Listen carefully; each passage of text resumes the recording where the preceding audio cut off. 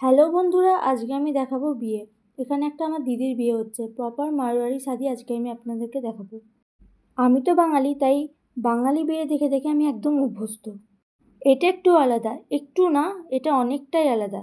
এখানে যে দুলহা দুলহান আছে, দুজনায় পায়ে হাতে মেহেন্দি পড়েছে, বাট আমাদের বাঙালিদের তো আলতা পড়ে পায়ে।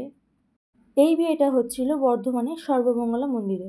মানে একটা নয়, এখানে প্রচুর বিয়ে হয়, মানে একটার পর একটা বিয়ে হয়েই যায়, মানে একজনের বিয়ে হয় আর অন্যজনা তখন দাঁড়িয়ে থাকে যে এদের হওয়ার পরে ওরা আবার বসবে বিয়েতে।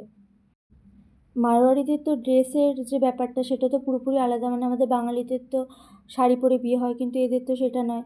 সেহেতু সবাই ওখানে হাঁ করে দেখছিল, যে ভাবছি এটা আবার কী হচ্ছে, এরকম পরে কেন বিয়ে করছে, মানে কি বলবো, মানে আমার নিজেরই একটু লজ্জা লজ্জা ফিল হচ্ছিল।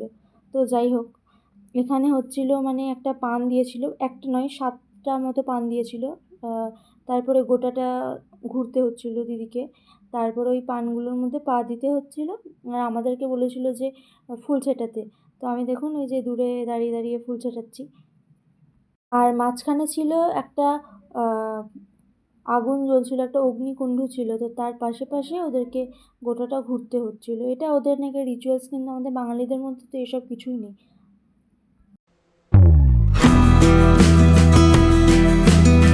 এরপরে ব্রাহ্মণ গাঁটছড়া বেঁধে দিয়েছিলেন, তারপরে মন্ত্র এসব অনেক কিছু পড়ছিল। আমিও এটাকে গাঁটছড়া বলে নাকি আমি সেটাও জানি না, কারণ আমি বিয়ে সম্বন্ধে অনেকটা কিছু জানিও না।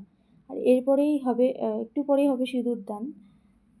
এখানে ব্রাহ্মণ বলে দিচ্ছিলেন যে কী বলবে, তারপরে সিঁদুর দান করবে, মানে একটা মন্ত্র বলে দিচ্ছিলেন যে এটা বলতে বলতে তুমি সিঁদুরটা পরাবে, এটাই হচ্ছে।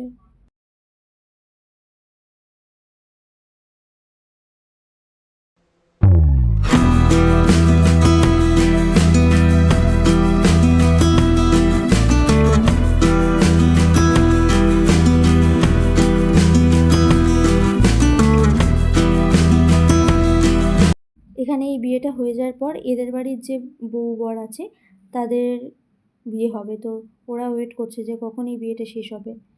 আর আমি এখন দেখাচ্ছি যে পুরো প্রপার বাঙালি স্টাইলের যে বউ বর পোশাক হয় বউ বরের, সেটা দারুণ লাগছে। তো যাই হোক, এরপরেই একটু নাচানাচি হচ্ছিল। আর আমার ভিডিও যদি ভালো লেগে থাকে তাহলে অবশ্যই লাইক দেবেন। Bye bye.